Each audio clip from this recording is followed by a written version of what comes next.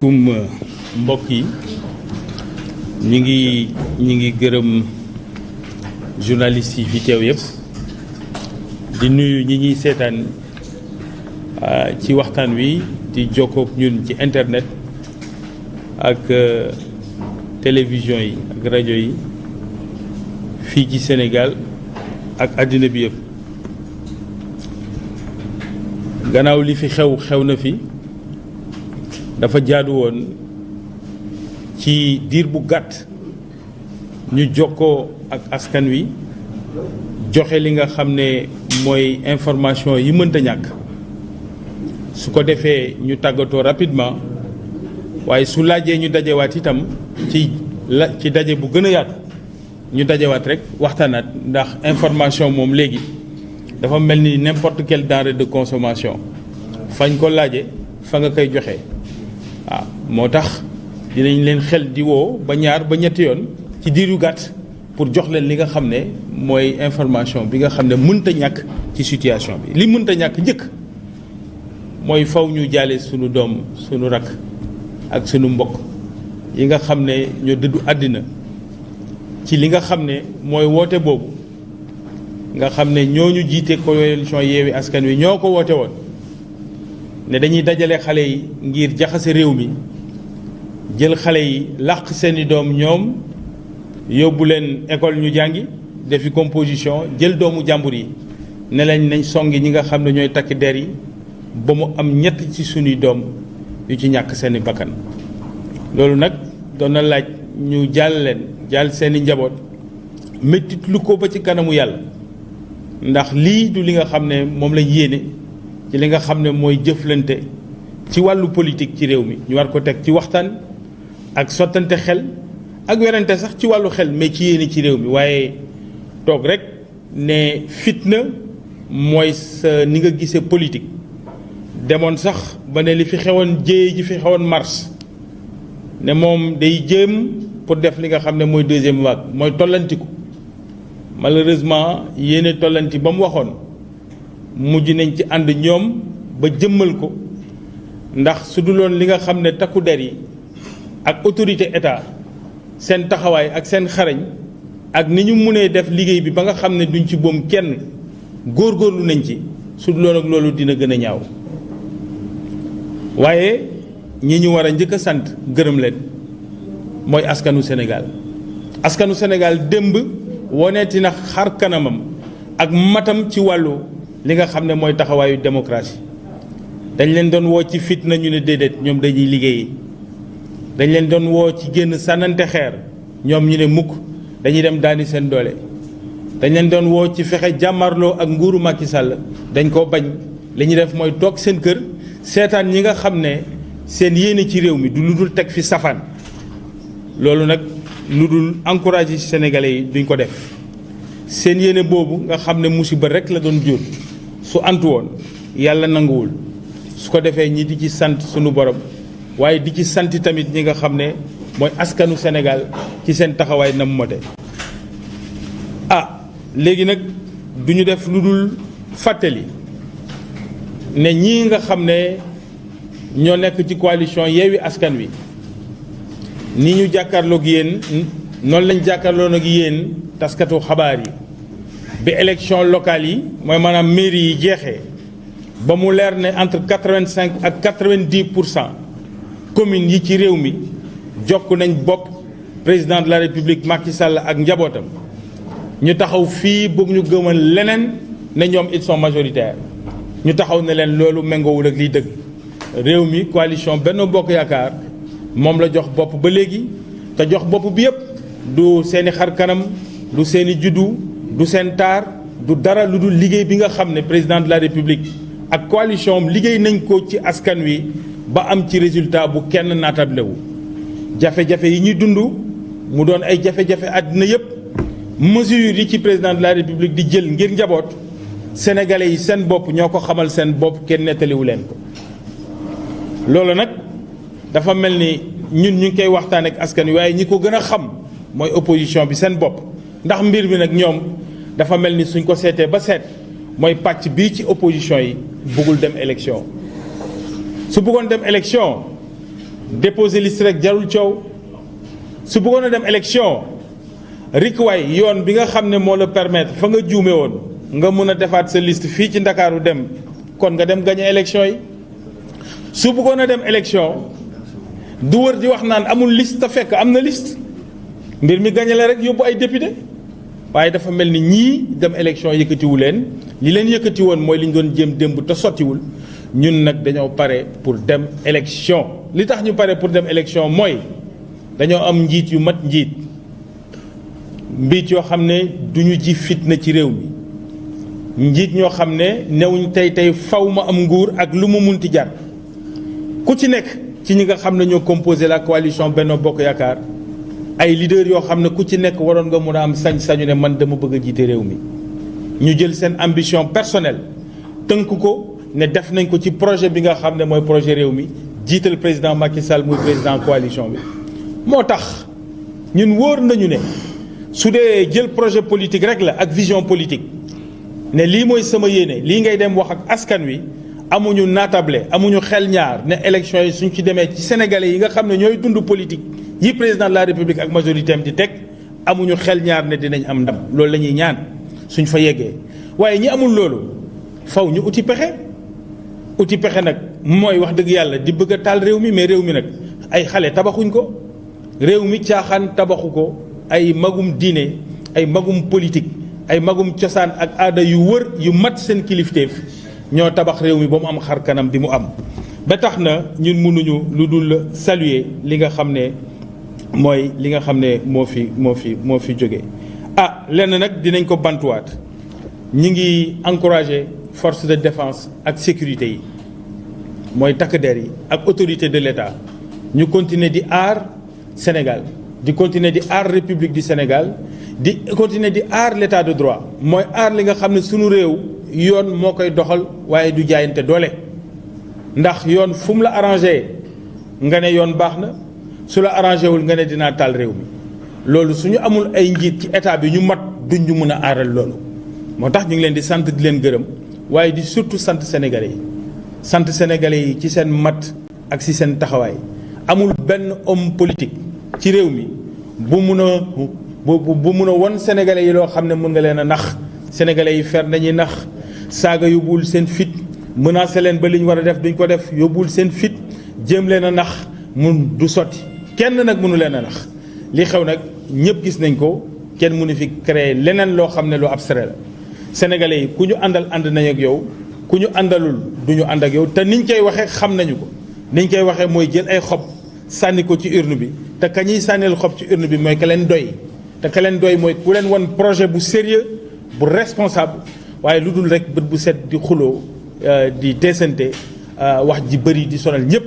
li am solo mooy fa ñu war a dem ci élection ñu dem fa ku nekk sa projet ba nga am nga wane ko fa su ko defee Sénégal continuer ci tradition démocratique am ñuy gërëm ñëpp di gërëm sénégalais yi encore une fois di gërëm journalistes yi ndax nag yéen i tamit jamono yi li ngeen di dund métti na ndax excusé wu nañ lu bëri mais ça ne règle pas le problème fii li fi amaan historiquement mooy un pouvoir central buy agressé ay journalistes fan ngeen dégg ñu ne leen la coalition de l'État attaqué na une maison de presse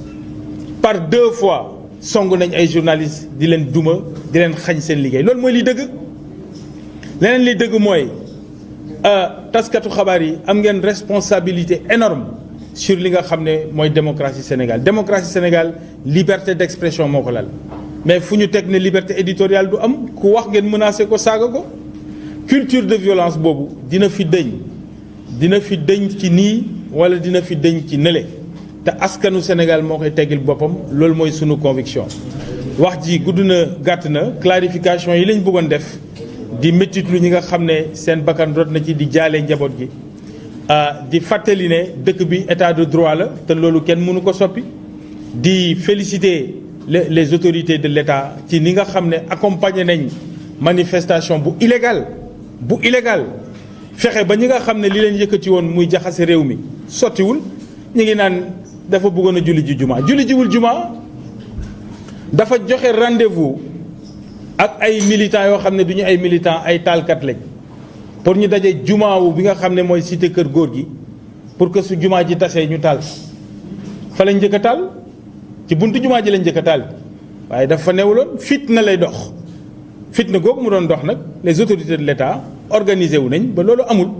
ndax état du Sénégal nag du caaxaan état bu mat la bu àddina yëpp teg bët ci wàllu taaram ak xar kanamam ak compétence am loolu ñun sénégalais yëpp nañu jaral lu ne pour ñu sàmm ko. dictature réew mu mel ni Sénégal dictature dina am chaîne télé bu mel ni Walfadjri réew mu mel ni Sénégal dina am chaîne bu mel ni Sen TV nga xam ne patron wu télé ba day toog suba ba ngoon jot lu ko neex mu yegg ko Macky Sall te dara du ko ci fekk. dama ne caaxaan baaxul am réew dañ koy teg ci dëgg wala ñu teg ko ci leneen dëgg gi mooy ñi amul projet pour réew mi li ñu bëgg a jël comme alternative mooy ay waxu caaxaan rek suba ba ngoon jot xuloo xeex wax ju ñaaw mais loolu depuis kañ la nekk suñu règle démocratique. il faut qu'on refuse par tous les moyens possibles li nga xam ne dañu bëgg a salfañe suñu démocratie ak son modèle te loolu nag jógewul ci pouvoir bi ñiy agressé journalistes yi ci opposition bi lañ jóge ñiy saaga nit ñi ci opposition bi lañ jóge loolu il faut que ñu am fit ak fulla ak fayday wax ko bu ñu nangu kenn journaliste société civile kilifa diine ñëpp la ñuy saaga bàyyiwuñ kenn nañ taxaw jàkkaarloog ñoom ci principe pas ci violence mais li mu laaj pour ñu wax leen dëgg ñu taxaw wax leen ko bu ñu tiit ñu toj suñu caméra bu ñu tiit ñu agressé ñu comme journaliste bu ñu tiit ñu agressé ñu comme koo xam ne tu es un leader de la société civile suñu démocratie bii ñoom Mame Senghor ñoom Sëñ Fallou ñoom Seydi Hadj Malick ak yeneen i kilifa diine ñoom Baye Niass ak autres Cheikh Anta Diop ak ñoom Mamadou Dia bu ñu nangu ñu salfaañee ko nag weesuwul ne léegi wax jeex na fi jaayante doole la épreuve de force on va prendre le pouvoir par la rue loolu sénégalais yi ñoo ko mayul kenn donc jàppuñ ne ndamu kenn la ndamu sénégalais yi la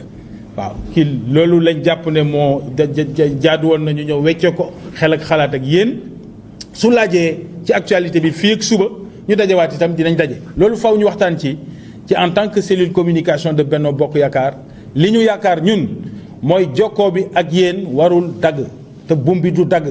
fu ñu tegee lu dul dëgg dina ñëw teggi ko ne du dëgg fu ñu waxee lu safaanoo dina ñëw wax ne dafa safaanoo ak li nga xam ne mooy li dëgg waaye nan lañ mun di teree nit ñi ñu communiquer fan lañ teg coalition Benno Bokk Yaakaar suy wax ñu naan ko ay da ngay répondre dañuy répondre dañuy avancer dañuy proposer wax ji du loolu de wax ji mooy journalistes yi ñi agressé ñu bako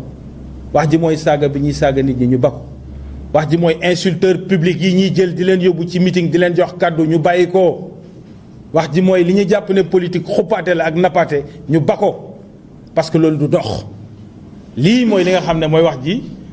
loolu leneen ñun duñu impressionné parce que li tax nag duñu impressionné du dara lu dul am nañ projet politique bu sérieux ànd ak ay njiit yu sérieux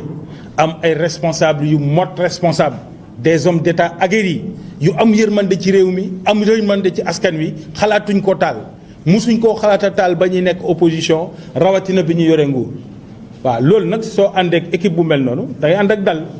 ndamal démocratie Sénégal nag ndamu journalistes yi la ndamu sénégalais yi la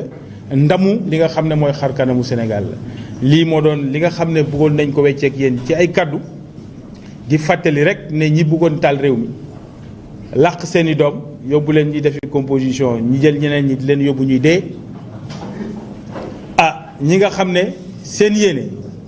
mooy taal réew mi ndax amuñ projet ma di leen laaj encore une fois il faut que nag ngeen laaj waa Yewwi Askan Wi ñun plan Sénégal émergent la ñu am nous avons le PAP 2A nous sommes en train de mettre en œuvre des politiques yoo xam ne ci situation bi ñuy dund muy crise mondiale économique avec la guerre en Ukraine ñun am nañ ci ay propositions waaye rek waay ñii laaj leen ñoom lan mooy seen proposition ndax nag politique su nekkatul proposé pour koom-koom bi jëm kanam njàngoom xale yi jëm kanam wér-gu-yaram bi jëm kanam kon lu ñuy waxtaane lan la lii daal mooy li nga xam ne mënoon nañ ko ci wax di masawu njaboot yi nga xam ne ñàkk nañ ci ay doom mu métti lool ndax expression démocratique ci réew mu mel ni Sénégal vraiment war na weesu ay ndaw yuy ñàkk seen bakkan loolu nag li koy indi mooy principe de responsabilité yoon su mënatul a wax ñëpp def kon ku nekk na nga def na la sa xel doye li mooy lii dëgg yoon su mënatul wax ñëpp def kon ku nekk nga jël sa yëf ak sa doole ñu xool nu ñuy def loolu nag Sénégal mérité wul xar kanam boobu Sénégal mérité wul xar kanam bi ñu agressé ay journalistes di leen saaga sur des plateaux di leen saaga à 24 di leen menacer di leen empêcher de dire li nga xam ne moom lañ xalaat loolu Sénégal waru ko nangu te observateur de la société civile yi dañ ko war a dénoncer. La dernière chose mooy la déclaration abjecte bi nga xam ne moom Ousmane Sonko wax na ko démb naan le président Macky Sall bëggul Casamance yi loolu dinañ ci tontu te nañ ca war a tontoo dinañ ci tontu mais laata ñun ñuy tontu mais dëkk bi société civile bi ana journaliste yi nga xam ne une déclaration aussi catastrophique que jamais un homme politique ci l'histoire du Sénégal n'a prononcé. Mais c'est pas la première fois. Le silence des observateurs tey suba dinañ ko layoo ndax li ñuy wax loo xam ne guléet la ci réew mi ci lu safaanoo ak sunu démocratie dafa bëri kenn si ñun fii ci réew mi homme politique opposition au pouvoir musta taxaw wax njomme bu mel ni bi mu wax waaye dinañ ci tontu nañ ca war a tontoo waaye ñi ngi woo tamit ñi war a wax yépp ñu wax pas wax nag rek ci ay affaire politique politicienne lii principe bi du politique politicienne c'est un principe avéré de notre nation de la cohésion nationale nga taxaw jël njiitu réew mi wax li nga wax jëmale ko ci une partie du peuple sénégalais c'est inacceptable c'est abject c'est indécent lu ñaaw la ci loo xam ne nit la koo xam ne nee na dafa am yéene ci réew mi waaye ni mu koy exprimer vraiment c'est de la pire des manières mbokk yi wax ji mun naa yem fii ñu di leen gërëm di leen sant di leen dig daje ci quelques heures fii ak demain dina laajaat xëy na ñu toogaat càmbar mbir mi mais nañ jàpp ne saa yu ko laajee dinañ toog mun na yaatu comme mun na gàtt mun na gudd comme mun na gàtt ci wax ji waaye régulièrement dinañ def le point ak yéen ñu ngi leen di gërëm di leen sant. wasalaam merci beaucoup dirigé par le directeur général Pape Mahawa Diouf. L'objectif étant naturellement de communiquer sur la situation nationale, mais sachez que la situation nationale est tellement importante qu'il se peut que, au fur et à mesure, même dans le courant de la journée, qu'il y ait d'autres communications également supplémentaires pour surtout donner plus d'informations, étayer également, surtout éclairer la lanterne des Sénégalaises et des Sénégalais pour la situation nationale. Tout d'abord, au nom de la coalition Benno Bokk Yakaar, nous tenons à présenter toutes nos condoléances les plus attristées aux familles éplorées suite aux décès constatés lors des événements malheureux qui se sont tenus hier, des événements liés naturellement à une opposition qui a la particularité de ne pas être républicaine, de ne pas considérer que les institutions de la République sont le socle d'un État, sont le socle d'un pays, sont le socle qui a cette particularité de stabiliser un pays, mais également de permettre aux citoyens de pouvoir vaquer naturellement à leurs occupations. Nous tenons à saluer, comme à son habitude, la maturité du peuple sénégalais. Vous savez, le peuple sénégalais, c'est un peuple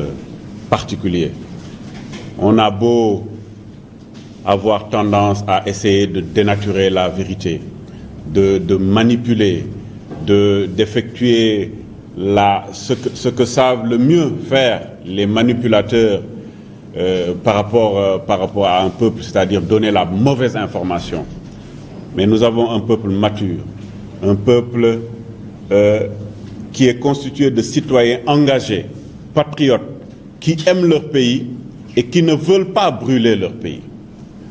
Nous l'avons constaté hier. Nous avons constaté que celles et ceux qui ont été vraiment appelés à aller à la rue, appelés à saccager naturellement les biens publics, ne l'ont pas fait. Les rues étaient quasiment vides hier, contrairement à ce que certains pensaient, contrairement au déséquilibre que certains voulaient faire. Cela ne s'est pas passé, tout simplement parce que nous sommes face à un peuple mature et qui a su naturellement faire ce qu'il avait l'habitude de faire, sachant que nous sommes une démocratie qui a été construite pendant des dizaines et des dizaines d'années. Plusieurs décennies ont permis de construire le Sénégal en termes de démocratie, avec des hommes et des femmes qui se sont battus pour ce pays-là, qui ont su stabiliser ce socle. Ne pensez pas que ça soit un groupuscule de politiciens qui veulent semer le trouble, qui vont changer quoi que ce soit à la réalité du peuple sénégalais, à savoir que c'est un peuple mature. Et donc, nous avons constaté avec vous-même l'échec funeste de l'entreprise qu'ils ont voulu faire hier. Tout ce qu'ils avaient dit de A à Z n'a pas été fait. Avec hargne, avec force, on va faire ceci, on va marcher sur tel endroit, on sera à tel endroit, etc. Rien n'a été fait de tout cela. Donc nous avons constaté l'échec de cette opposition, constaté que ce que nous avons dit, nous en tout cas, Benno Bokk Yakaar, de la mouvance présidentielle, nous avions dit en son temps que force restera à la loi. Nous sommes un pays organisé, nous avons des institutions, qu'il faut suivre ces institutions-là. Malgré le fait que nous-mêmes, par rapport à certaines décisions, nous n'étions pas d'accord sur telle ou telle chose, mais nous savons que nous sommes des républicains. Nous sommes obligés de suivre ce que les institutions nous dictent, parce que les institutions ont été mises sur pied par les Sénégalaises et les Sénégalais, et nous devons les respecter également ces institutions-là. Donc force restera à la loi. Et quel que soit ce qu'on peut dire aujourd'hui, c'est que la ligne est claire. Le Sénégal est indivisible. Le Sénégal est un pays régi par des règles et par des lois. Le Sénégal, en termes de démocratie, a la particularité de respecter le calendrier républicain. Ce calendrier républicain nous appelle à aller à des élections. Les élections, c'est la représentativité. Nous avions dit en son temps que le président Macky Sall est largement majoritaire dans ce pays. Benno Bokk Yakaar est largement majoritaire dans ce pays-là. Et c'est pour cela que, respectant le calendrier républicain, nous devons aller à ces élections législatives pour montrer réellement quelle est cette représentativité à travers les urnes. C'est ça la démocratie. Il faut respecter les gens, il faut respecter les Sénégalaises et les Sénégalais. Nous les respectons. C'est pour ça que nous allons nous battre jusqu'au bout pour que ce calendrier républicain soit respecté, pour que le 31, au soir du 31, que Benno Bokk Yakaar soit majoritaire à travers quasiment tout le pays, à travers une représentation au niveau de l'Assemblée nationale forte et conséquente. Nous tenons à surtout féliciter les forces de défense et de sécurité qui ont été là quand il faut, qui sont là quand nous dormons, quand les Sénégalais et les Sénégalaises dorment dans la sécurité, dans la quiétude, c'est parce que les forces de défense et de sécurité sont là à respecter, à gérer toute la stabilité de ce pays. Et hier, ils l'ont démontré de manière professionnelle, de manière neutre, de manière équidistante. Et c'est ça, aujourd'hui, la particularité du Sénégal. C'est également cela qu'on voulait, en termes de message, vous lancer. Lancer un message au peuple sénégalais. Nous disons au peuple sénégalais, aujourd'hui, ce que nous voulons, c'est que lors de la pré-campagne et surtout lors de la campagne électorale, que la coalition Benno Bokk Yakaar montre aux yeux de toute la population, les Sénégalaises et les Sénégalais, qui sont au Sénégal et qui sont au niveau de la diaspora, qu'en termes de planification stratégique, en termes de réalisation, en termes de vision pour un Sénégal émergent, le président de la République a pu, pendant plusieurs années, dans des secteurs d'activité aussi importants que les investissements, dans le cadre de l'agriculture, dans le cadre de l'élevage, dans tous les cadres donnés, qu'il a su effectivement, naturellement, faire énormément de réalisations, et que lorsque le temps nous permettra, lorsque la loi nous permettra de parler de cela, nous allons en parler en profondeur pour que les Sénégalaises et les Sénégalais savent que la bonne voie à prendre, c'est la voie de Benno Bokk Yakaar. Je vous remercie. Merci beaucoup.